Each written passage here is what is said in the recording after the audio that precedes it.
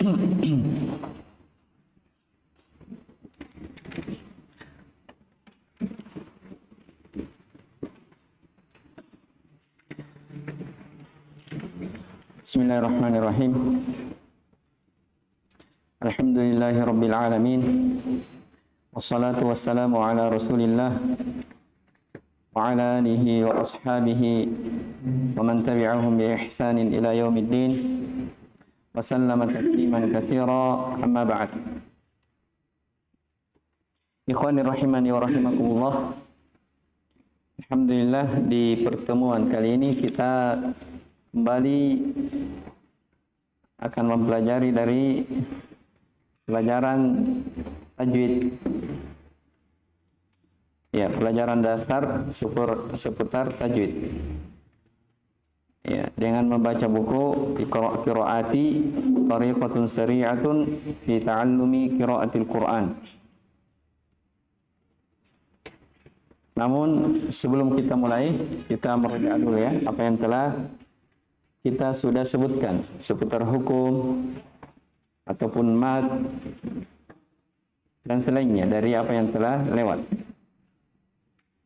Baik, apa yang sudah lewat bersama kita sebelum kita lanjut?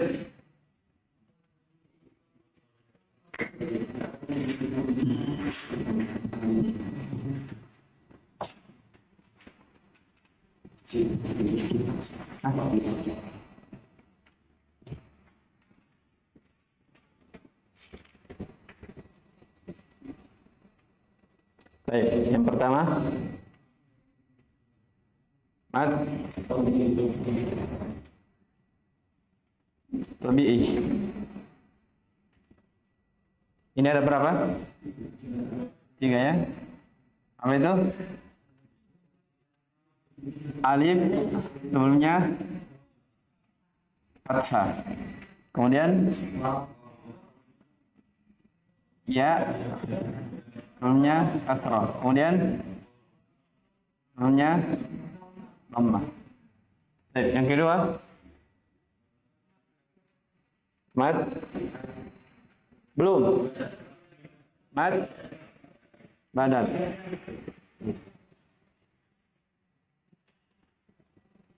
Mad badal, mad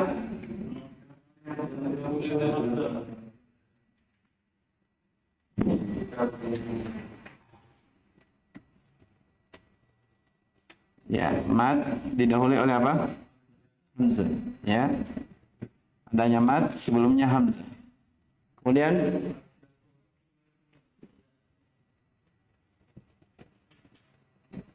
sila sughra.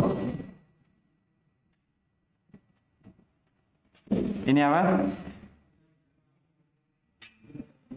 Hak domir, hak domir, hak domir. Dia terletak di antara dua huruf yang apa? Berharokat. Ya.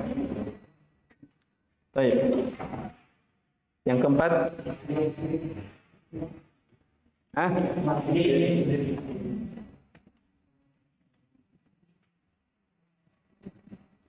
Matlin. Ini ada 2. Waw sebelumnya fathah atau ya sebelumnya kasrah. Fathah. Baik. Ini dibaca berapa?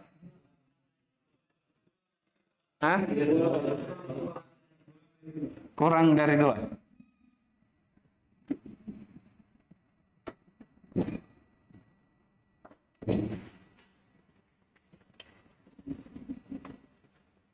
Yang kelima, apa lagi? Antum tidak mencatat kah?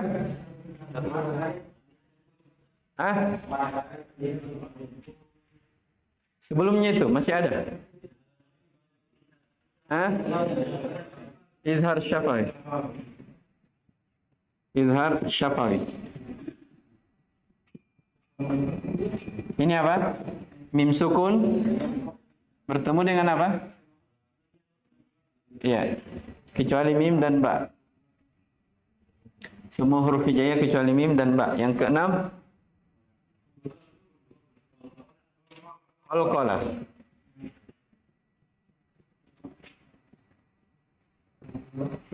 Baik, tingkatan qalqalah berapa? 2. Qalqalah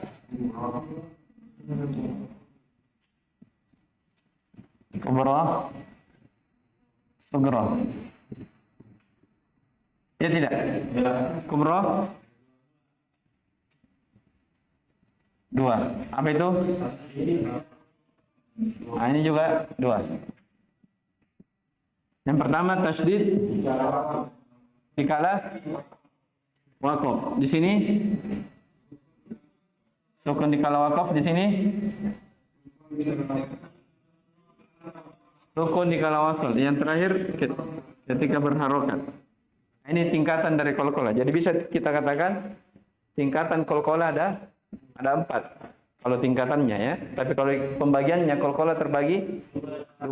Kubra dan sugra. Yang mana yang paling kentara qalqalahnya? Kubra yang mana? Baik, yang tasydid. Ya. Karena dia seakan-akan apa namanya? Waqaf sedikit, berhenti sejenak. Apalagi? Mad arid lisukun. Apa itu arid lisukun? Nomor 5. Kemudian hapus ya. 6. 7 di sini.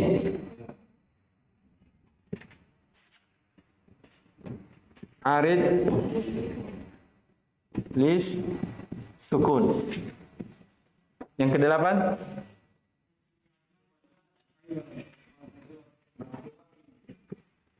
iwad an tanwin. Anit tanwin. 7, 8, 9 sampai situ ya? Ya. Hah? Hah?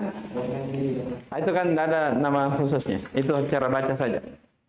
Ini 8 yang sudah kita lewati di buku tamhid. Ya, mat tabi'i, mat badal, sila sughra, mat lin, idhar syafawi, qalqalah, arid disukun dan iwadun anit tanwin. Apa arid disukun kemarin kita pelajari? Adanya mad setelahnya sukun disebabkan karena waqaf. Nah, ini dibaca berapa?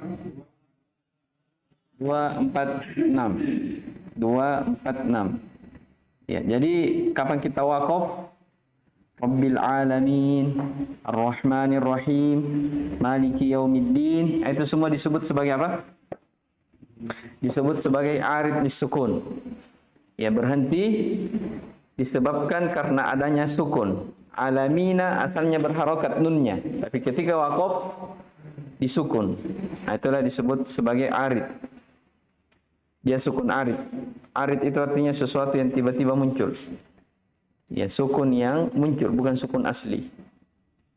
Baik, kita lanjut. Sekarang kita masuk di halaman 11, di jilid 4.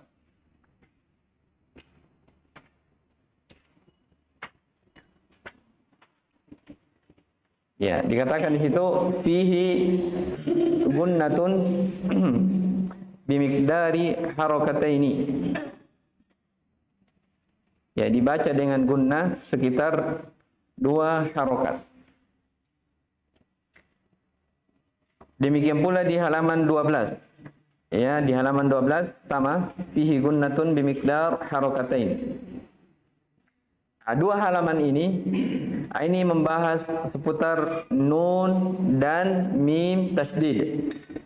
Ya, jadi kalau kita baca Al-Qur'an dapat nun yang bertasydid ataupun mim yang bertasydid, maka cara bacanya dengan digunna sekitar 2 harokat. Gunna artinya didengungkan. Ya, didengungkan sekitar 2 harokat. Dan ketahuilah bahwasanya bunyi dari keluarnya gunna itu berasal dari mana? Dari al-khayshum, hidung. Ya, dari hidung. Taib.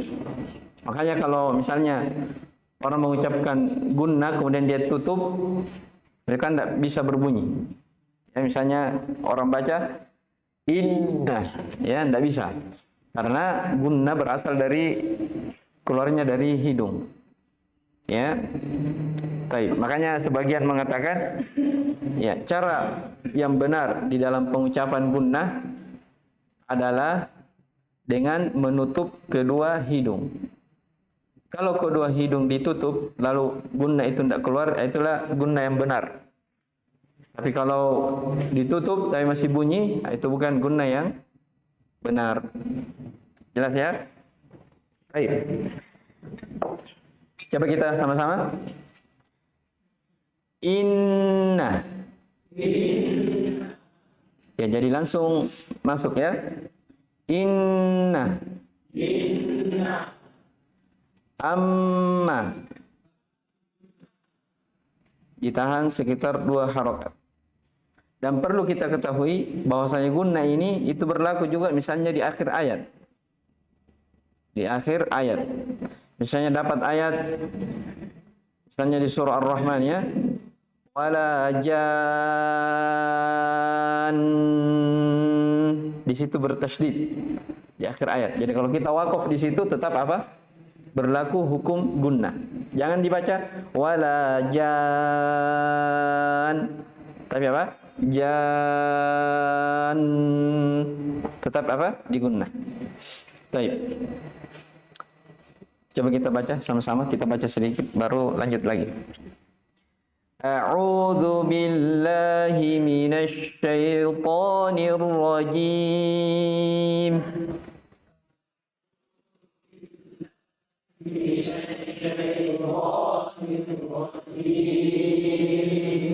Asy-syaithanir rajim.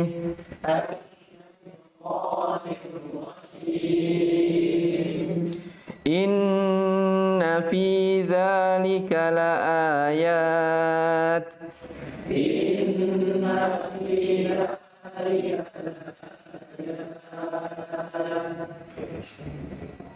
Lahum jannatul firdausi nuzula.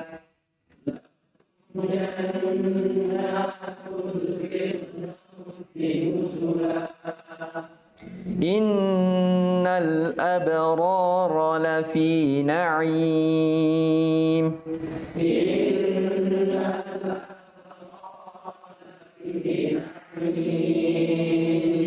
Baik. Cuman ada lagi satu sering orang keliru di situ tentang masalah gunnah, tentang masalah taulid. Ya. Jadi pada gunnah itu tidak boleh seorang membacanya dengan taulid. Apa itu taulid? Ya.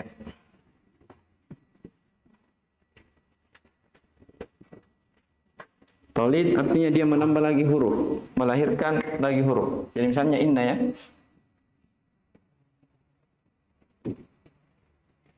Ya, inna. Kalau orang baca inna, hamzah itu langsung masuk di mana? Di nun. Inna. Ya. Ah, tidak boleh kita baca inna. Inna. Ini biasanya orang yang membaca dengan taulid seperti itu biasanya orang yang menadakan, yang orang yang misalnya bagus suaranya, ya. Kemudian dia lagu-lagukan atau dia nada-nadakan Al-Qur'an, biasanya terkecoh di situ. Dapat ayat misalnya ini innal abrar. Ini tidak boleh ya, karena kalau seperti itu bunyinya itu namanya taulid, akan menambah satu huruf.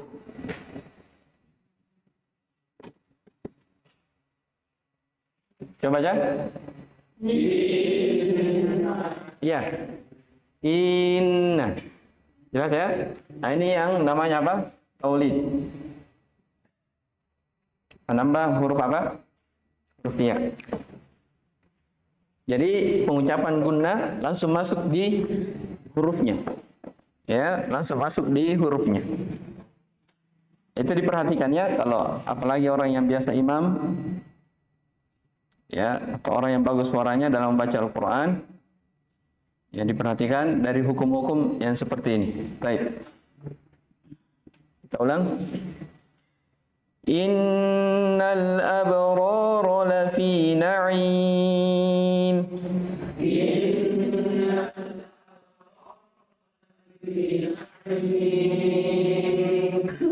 أعتدنا جهنم للكافرين نزلا.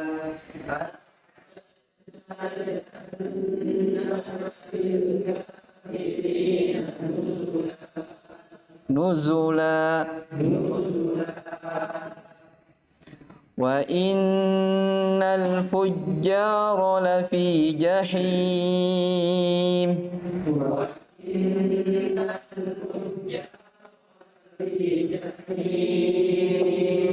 Ya, jadi jangan dibaca wa inna, jelas ya, tapi langsung wa inna innahum kanu mujrimin.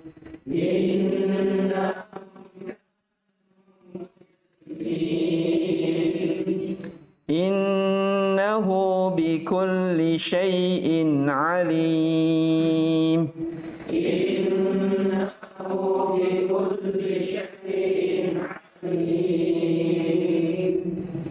Baik. Innahu. Hunya di situ berapa harokat? 2. Mad? Hah? Sila sughra. Baik. Berikutnya di halaman 12, ini sama. Bunda juga. Ya, cuman ini kalau berbicara tentang menambah huruf, taulidnya itu kentara ya kalau menambah. Tapi ini jarang ditemukan. Yang biasanya hanya inna saja. Baik, kita baca. Amma man istaghna.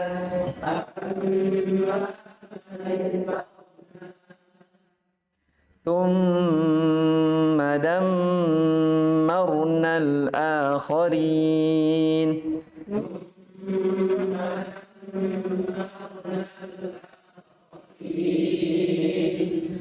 ثم أرسلنا رسلنا تترى.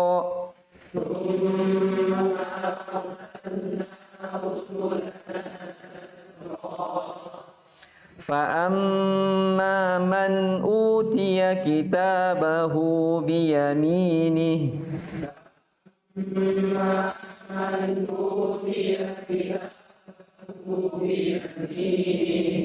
Siapa yang baca? Lanjutkan.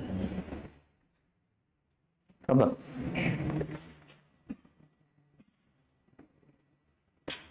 ولا تسألون عما كانوا يعملون فأما من أعطى واتقى. Tebalkan lagi to-nya. To. فأما من أعطى واتقى فدمرناهم تدميرا ثم إنكم يوم القيامة تبعثون. Coba diulang. ثم إنكم يوم القيامة تبعثون. Coba kita baca sama-sama. ثم إنكم يوم القيامة تبعثون.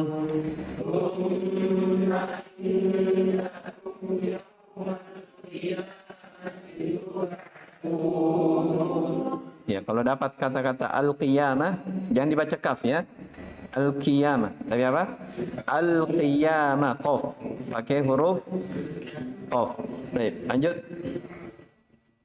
ثم أدبر واستكبر فلما رأى القمر بازغا. Baik, berikutnya kita berpindah. Halaman 13. Idgham naqis bi gunnah. Dicatat dulu ya, karena ini berkaitan dengan beberapa halaman setelahnya.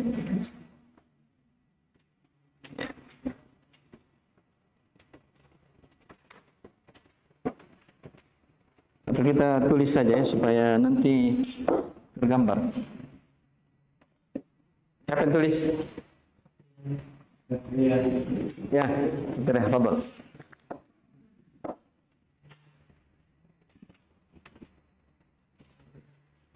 Dihapus dulu.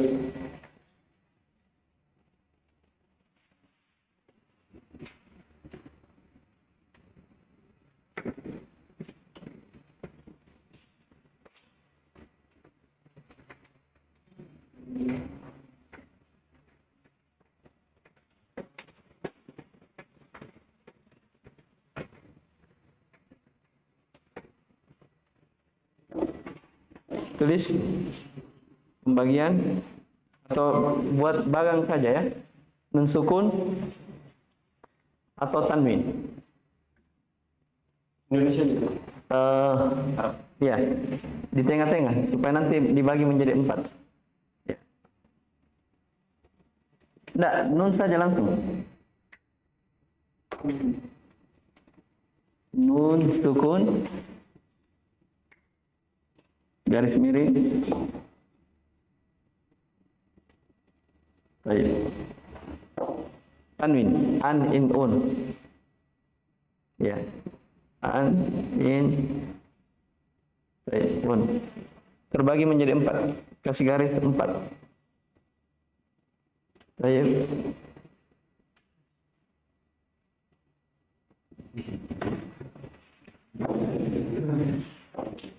Yang pertama, izhar halki. Tulis bahasa Indonesia saja ini. Dari sini. Izhar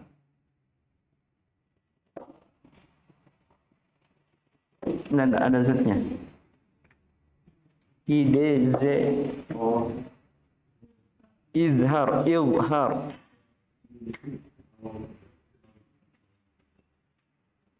Nah, Z dulu baru H. Ya.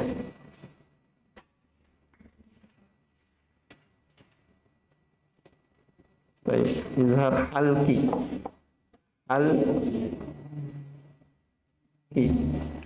Baik, yang kedua idgham.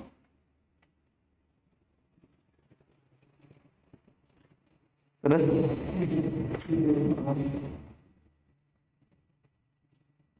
kasih panah lagi ke bawah 2.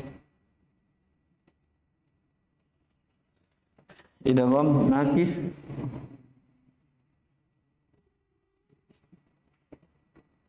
Yang kedua kamil. Baik, yang ketiga sana iklab.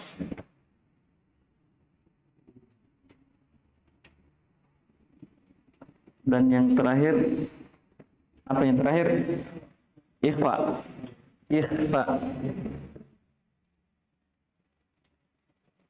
Baik. Yakfi, ayo. Bisa kelar. Coba diperhatikan. Kita lihat di halaman 13 ya. Di halaman 13 di sini sudah mulai masuk di pembahasan nun sukun atau tanwin. Ya, hanya saja ini tidak berurut ya disebutkan. Tidak berurut disebutkan. Tapi di sini sebutkan dulu langsung poin yang kedua, yaitu apa namanya idgham. Berarti di sini kita akan bahas dulu ini idgham ya, idgham. Atau sebelum itu, kenapa di dalam ilmu tajwid digabungkan antara nun sukun dengan tanwin? Ya, digabungkan antara nun sukun atau tanwin. Ya, jawabannya karena tanwin berasal dari mana? Nun sukun. Nah, itu dimaklumi ya, dibahas di nahwu juga.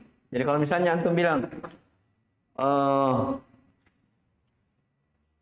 misalnya baitun ya,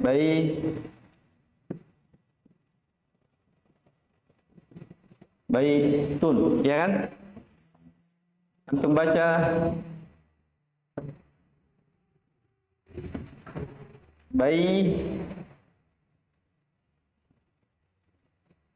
apa bacanya nih?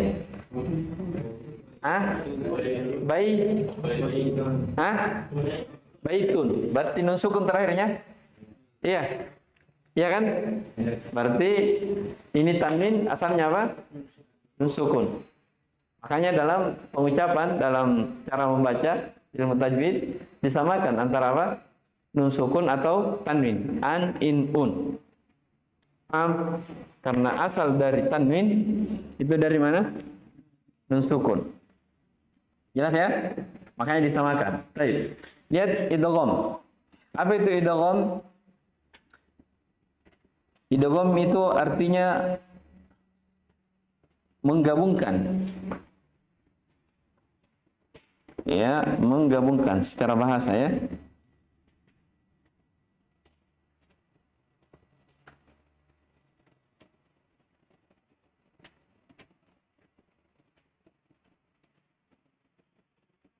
Dan secara istilah idgham adalah bertemunya huruf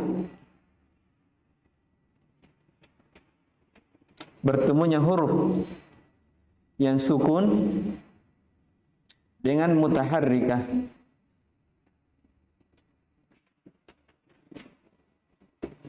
Bertemunya huruf sukun dengan huruf mutaharrik. Huruf mutaharrik artinya huruf yang berharokat.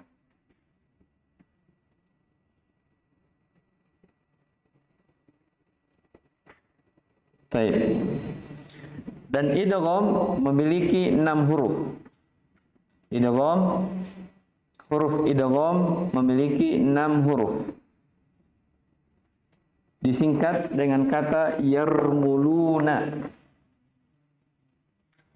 Jadi idgham ada huruf-hurufnya ya.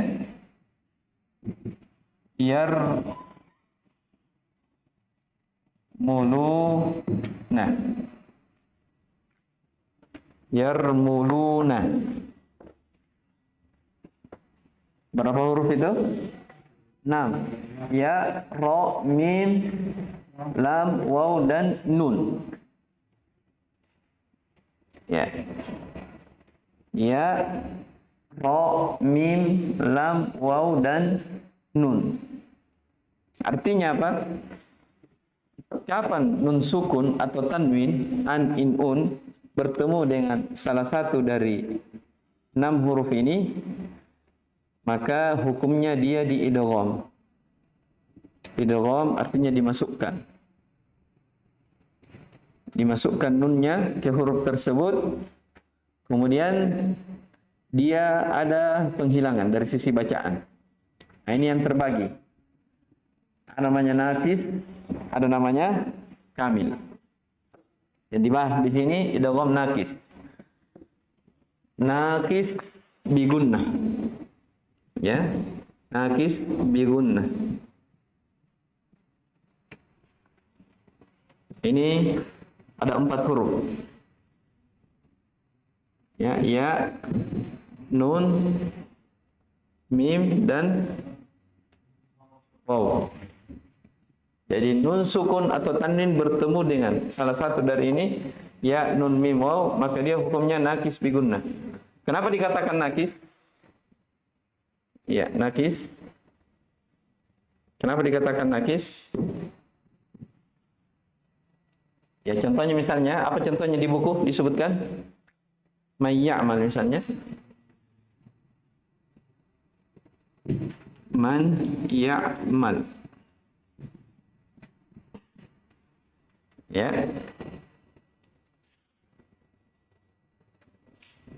Dikatakan nakis karena hilang hurufnya.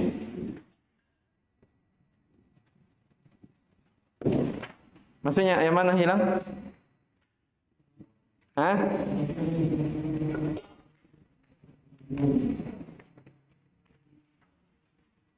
Nun. Ya, dikatakan bigunnah. Kenapa dikatakan bigunnah? Ya, bigunnah. Artinya didengungkan.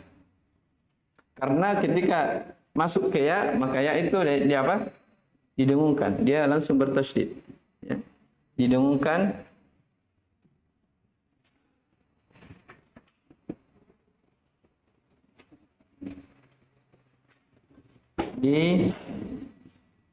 dengungkan, ya, sekitar 2 harokat.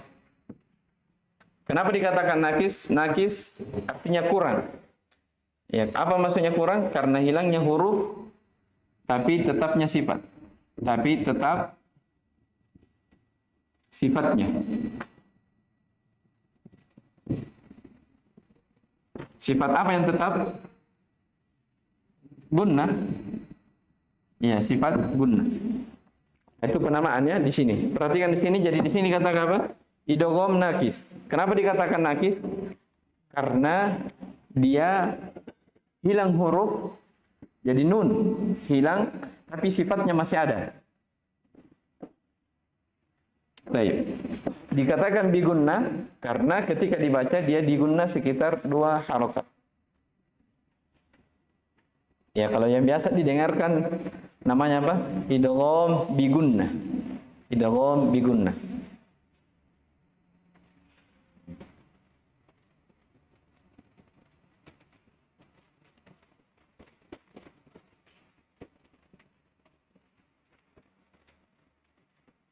Baik.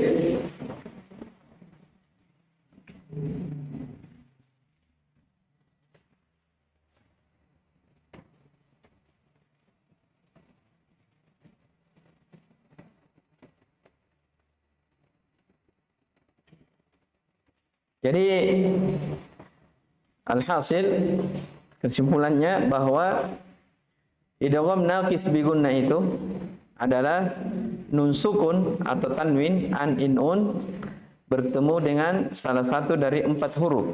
Hurufnya sebagaimana yang di buku, ya.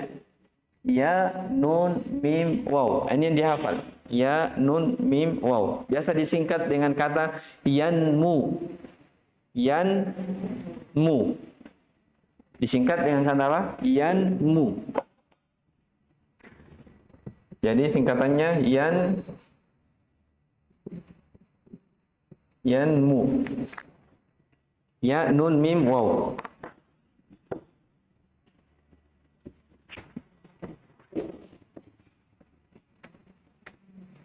Coba kita baca. Lihat. Yang pertama contoh nun dulu. Amilatun nasibah.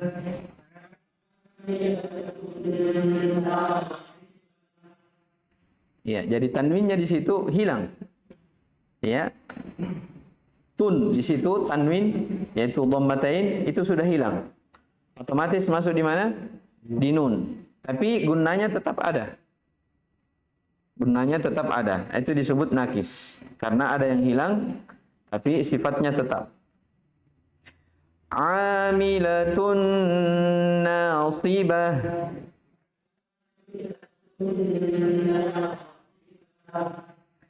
Fayu'adzibuhu 'adzaban nukra.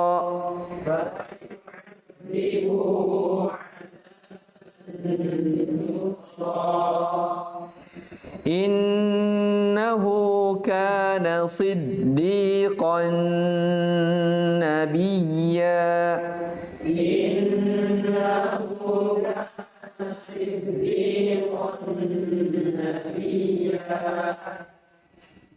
Innahu kana siddiqan nabiyya.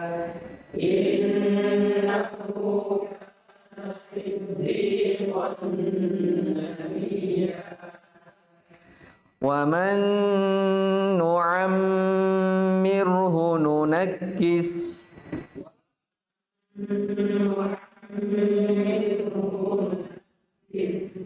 Yang mana di situ? Nun ketemu nun. Nu'ammir. Wa man nu'ammir. Ya, jadi idgham itu seakan-akan langsung menyatu, ya. Langsung menyatu. Baik, contoh mim. Tanwin atau nun sukun bertemu dengan mim. Coba lihat di bawahnya. Innahu hamidum majid.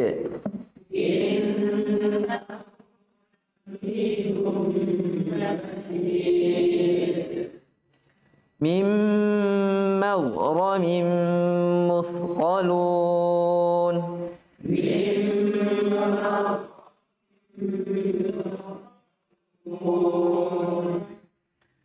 ka'annahunna baydun maknun.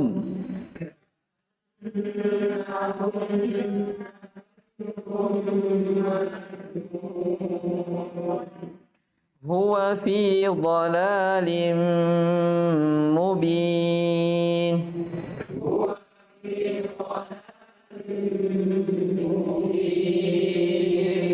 Ya, jadi jangan langsung dibaca langsung ya. Huwa fi dhalalin mubin. Ditahan dulu. Dhalalin mubin. Ya, namanya didengungkan sekitar 2 harokat. Baik, demikian pula di huruf ya ataupun apa? Waw. Huruf ya atau waw. Namun ketahuilah syarat terjadinya idgham itu harus terjadi pada 2 huruf, pada 2 kata. Jadi syarat terjadinya idgham itu harus terdiri dari 2 kata. Sebentar kita akan kasih contoh ya. Anda ulang. Syarat terjadinya idgham harus terdiri dari 2 kata.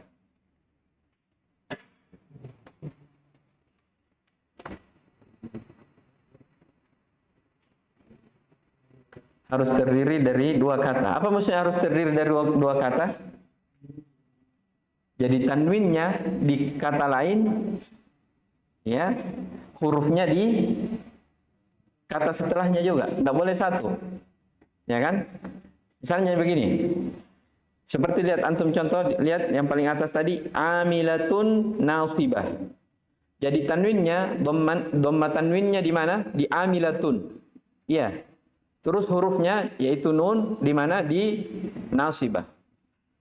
Itu persyaratan idgham. Ya. Kalau dia dalam satu kata itu tidak berlaku. Ya, dalam satu kata dia tidak berlaku. Contohnya misalnya begini.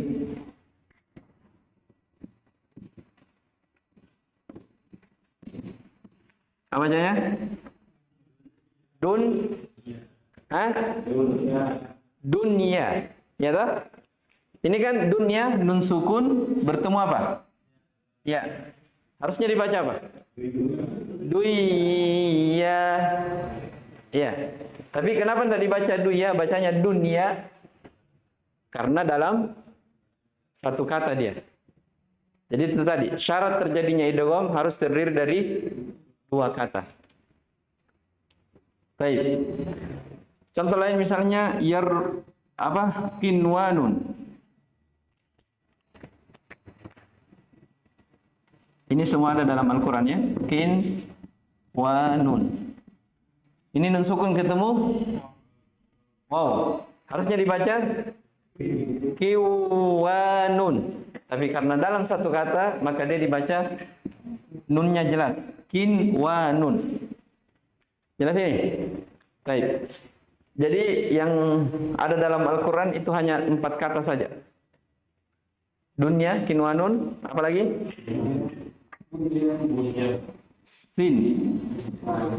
Sinwanun, dan yang keempat bunyanun ya. Bunyanun. Jadi semuanya apa? Ketemu huruf-huruf idgham, tapi dia tidak dibaca idgham karena tidak terpenuhi syarat idgham. Ini semua yang hanya dalam satu kata disebut dengan izhar mutlak. Izhar mutlak. Artinya mutlak dibaca jelas. Ya, tidak boleh ditahan-tahan. Disebut, jadi kalau tidak terpenuhi syarat idgham, dalam artian dia satu kata, dia disebut dengan izhar mutlak. Itu namanya izhar mutlak.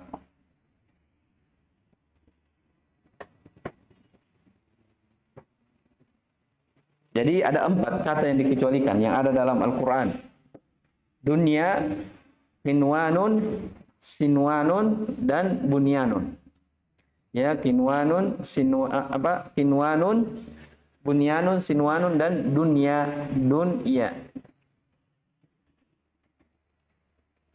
Baik, saya kira ini dulu. Insyaallah taala kita lanjutkan di pertemuan besok biidznillah. Hadza wallahu alam. Subhanakallah bihamdik asyhadu an la ilaha illa anta astaghfiruka wa atubu ilaik. Alhamdulillahirabbil alamin.